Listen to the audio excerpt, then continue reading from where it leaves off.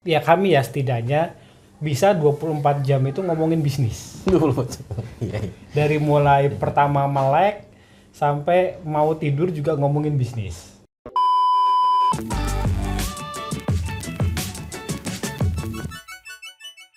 Baik, teman-teman subscriber di Onsa di mana berada, ini saya tuh selain menarik tentang perjalanan bagaimana sebuah komunitas menjadi korporasi, saya juga tertarik dengan perjalanan ya di samping saya ini ya, salah satu couple planner yang setiap posting pasti selalu berdua nih.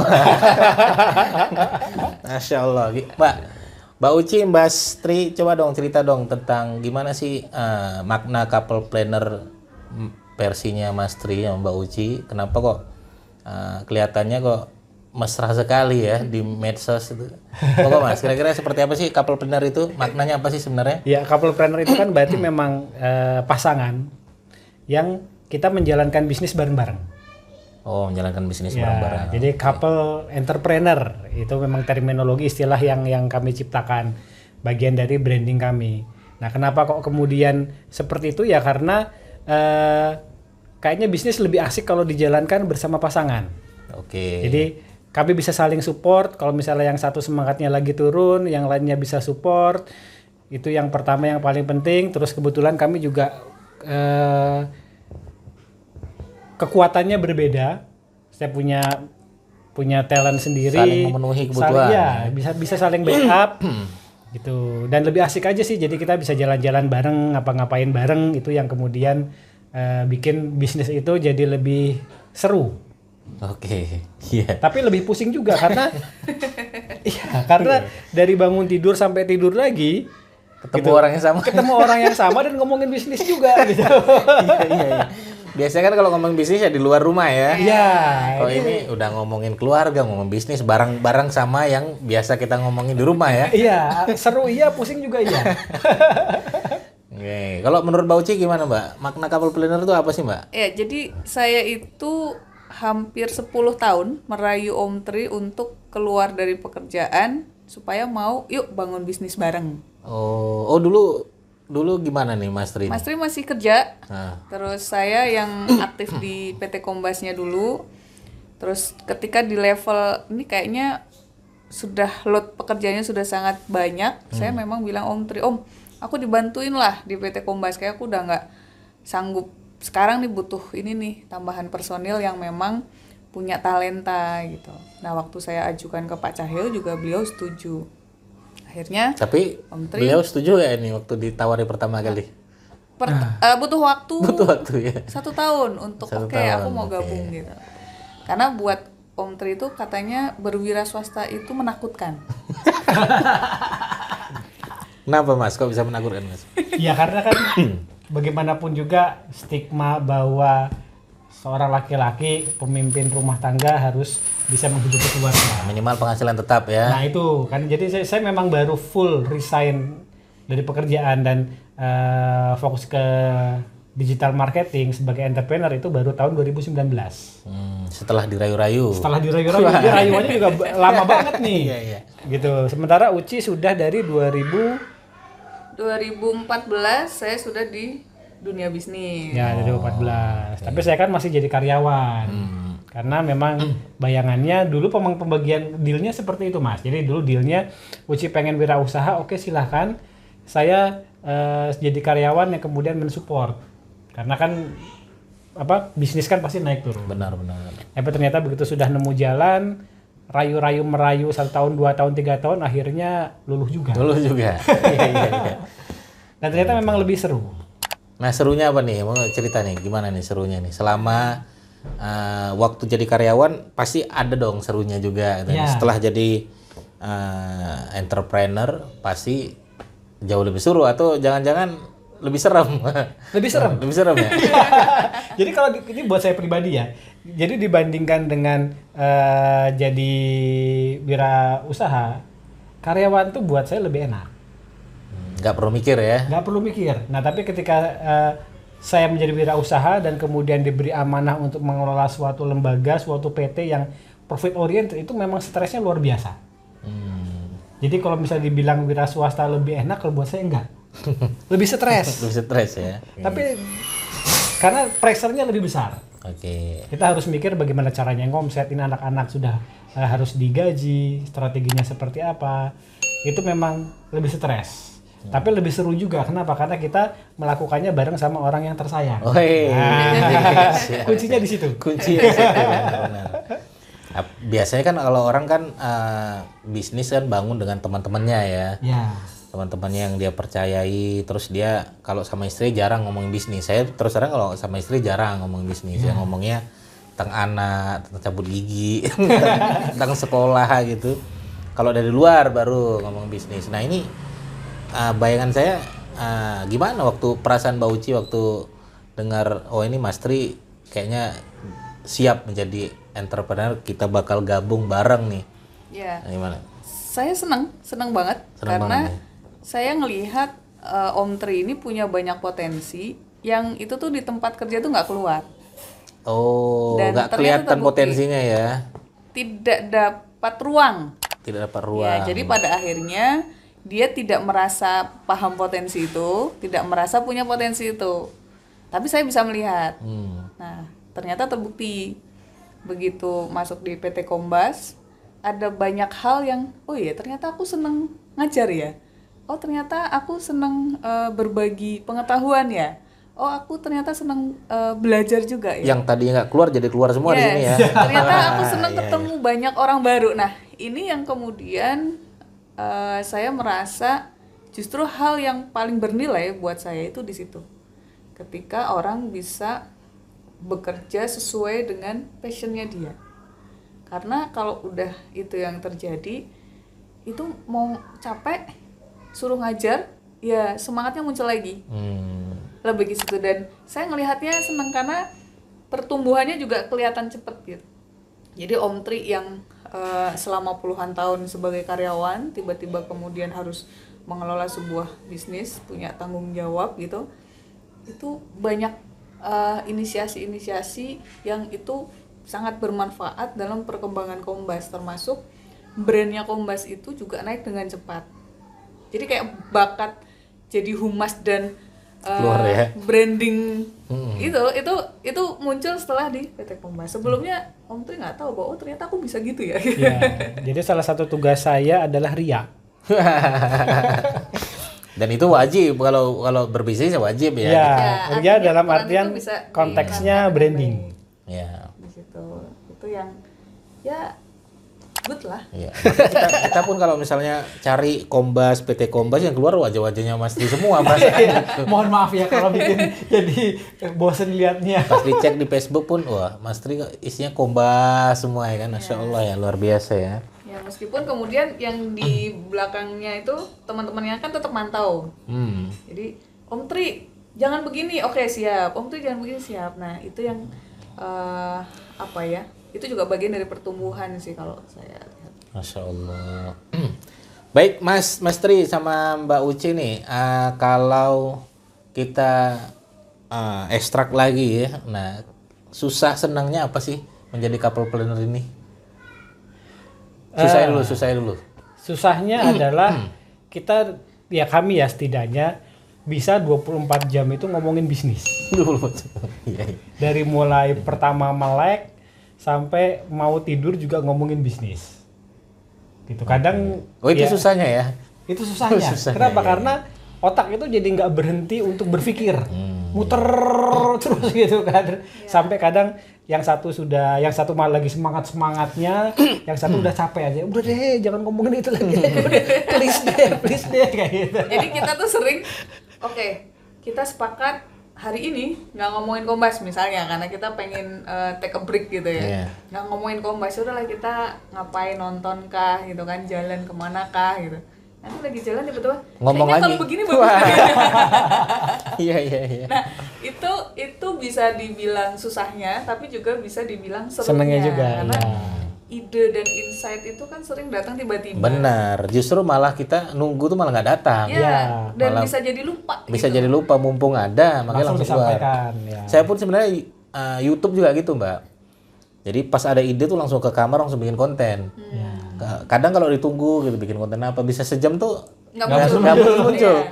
Tapi pas lagi di luar, lagi di jalan atau lagi duduk-duduk begini, tiba-tiba kayaknya cocok bahas ini, langsung saya bahas ini, kayaknya cocok nulis ini, akhirnya jadi nulis. Jadi sesuatu ide tuh jangan dibuang kesempatan tadi ya, benar ya. Betul. Itu susahnya tuh ya. Ya. Susahnya dan serunya lah ya. Nah, kalau senangnya. Senangnya Lebih banyak. senangnya Wah, lebih banyak. lebih banyak. Senangnya yang Apa nih paling senangnya? utama kalau buat saya, kita nggak pernah merasa sendirian. Oke. Gitu. Jadi seberat apapun kondisi bisnis, ya namanya bisnis pasti naik turun lah. Nah seberat apapun kondisi yang kita alami, itu kita yakin partner kita pasti memahami. Dan itu sumber kekuatannya kami itu di situ.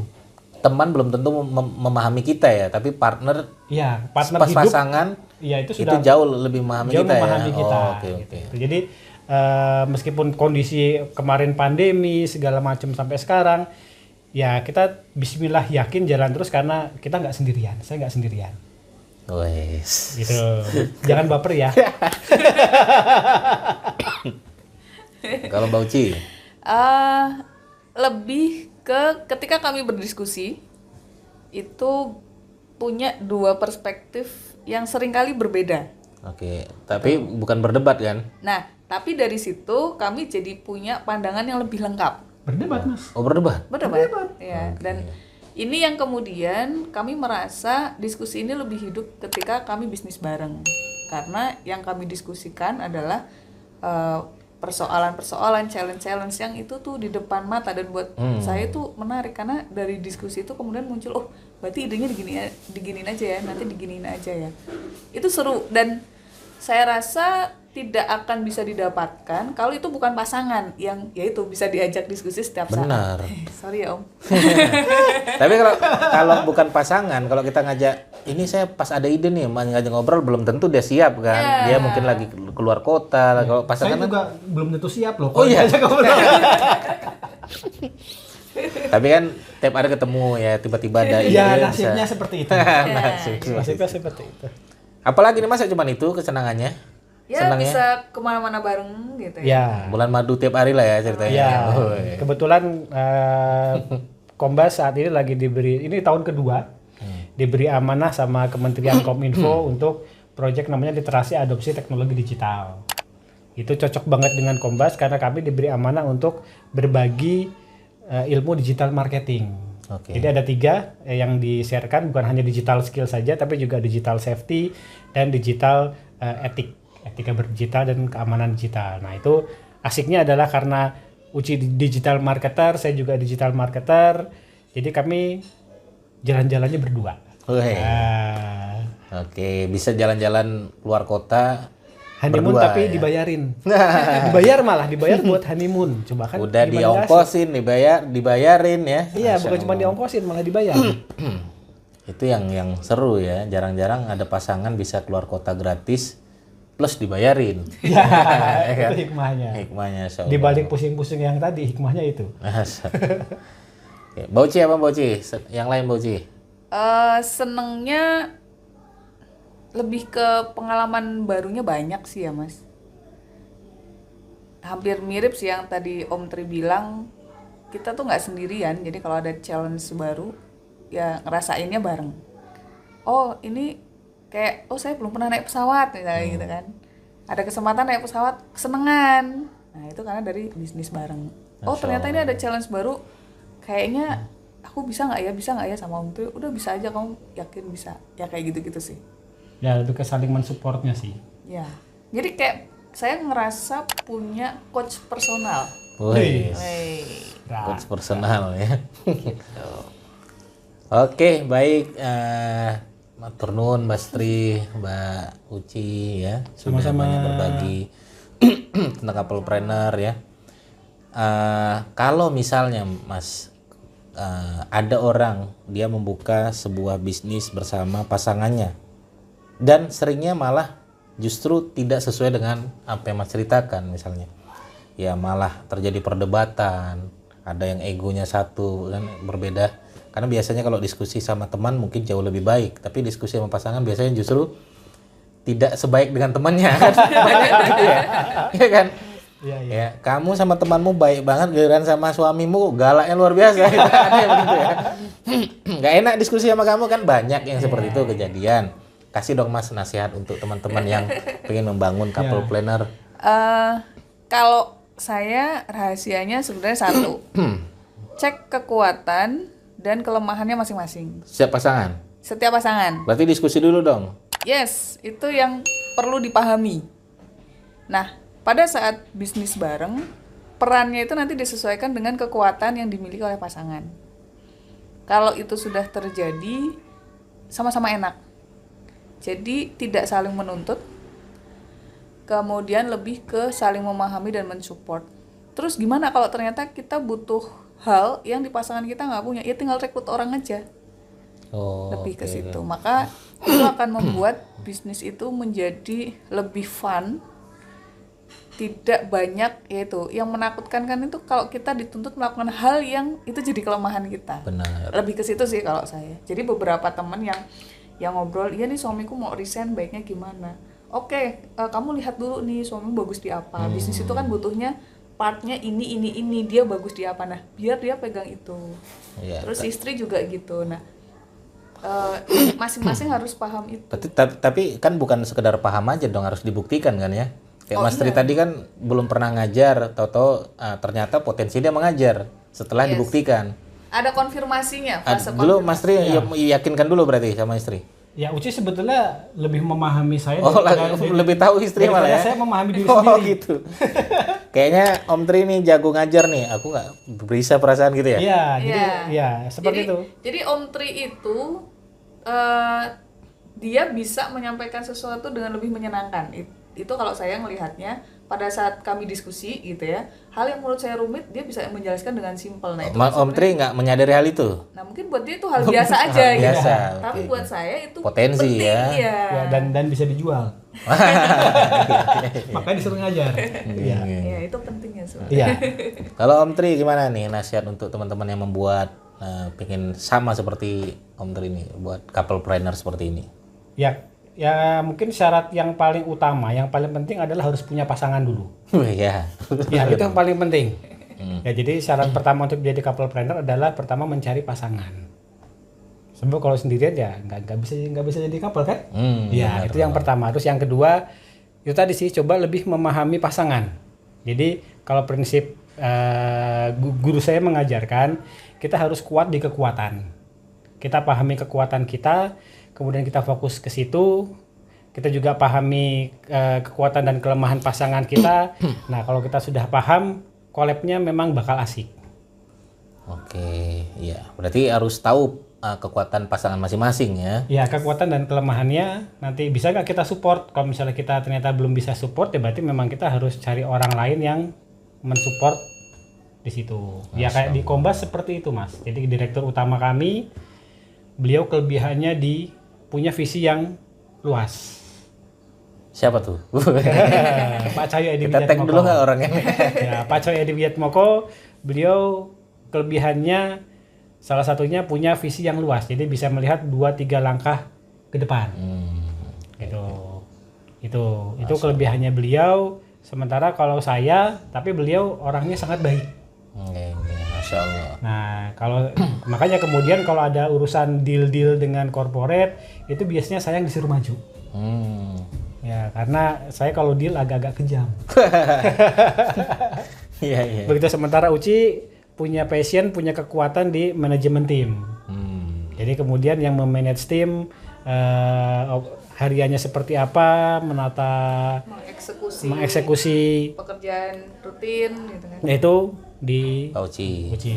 Ya kalau Masya bisa Allah. dibilang sih Kombas itu kami bertiga sebagai manajemen utama, Mas Andi juga berarti berempat punya kekuatan dan kelebihan masing-masing yang itu bisa saling mengisi. Itu juga satu hal yang seru sih menurut saya. Ya, dan kita fokus di kekuatan. Kayak misalnya saya secara pribadi terus terang secara teknis nggak terlalu bagus. Jadi Menurut Mas, Iya. belum tentu orang Pak Uci kan gitu. tapi kami fokusnya Uci juga mungkin kurang terlalu bagus di hal teknis. Nah, kemudian kami fokusnya ke manajerial. Oke. Bagaimana membentuk suatu tim, bagaimana memanage suatu corporate, itu kekuatan kami. Itu yang kami fokuskan. Tapi masalah technical digital marketingnya itu sudah diserahkan ke staff. Masya Allah. Oke. Luar biasa. Tepuk tangan dulu untuk Mas Tri dan Mbak Uci. Matur nuwun Mas Tri. Sama-sama Mbak Uci. Mas Didik. Kehormatan bisa masuk ke channelnya Mas Didik nih. Terima kasih Akhirnya sudah diculik juga ke sini ya. Iya. Baik, Mas, ada channel YouTube nggak Mas? Monggo Mas, biar ada channel YouTube nggak? Paling PT Kombas ya. Iya. Kita pribadi belum ada. Iya, kami pribadi belum punya channel YouTube. Yang ada channelnya PT Kombasin. Maka kesini juga mau belajar nih sama Mas Didik nih. Siap. Kira-kira kalau kapal planner dibikin channel YouTube gimana nih? Nah, silakan komen nanti teman-teman ya. Komen di bawah sini ya. Oke. Baik, teman-teman sekalian, terima kasih ya teman-teman yang sudah nonton video ini. Terima kasih Mas Tri, Mbak Uci. Bagi teman-teman yang mau bertanya, silakan langsung aja bertanya di kolom komentar kami. Bagi teman-teman yang merasa kenal dengan Mas Tri dan Mbak Uci, boleh langsung aja sapa beliau. Oke. Terima kasih teman-teman, sampai ketemu di video berikutnya. Bye bye. Assalamualaikum warahmatullahi wabarakatuh. Waalaikumsalam.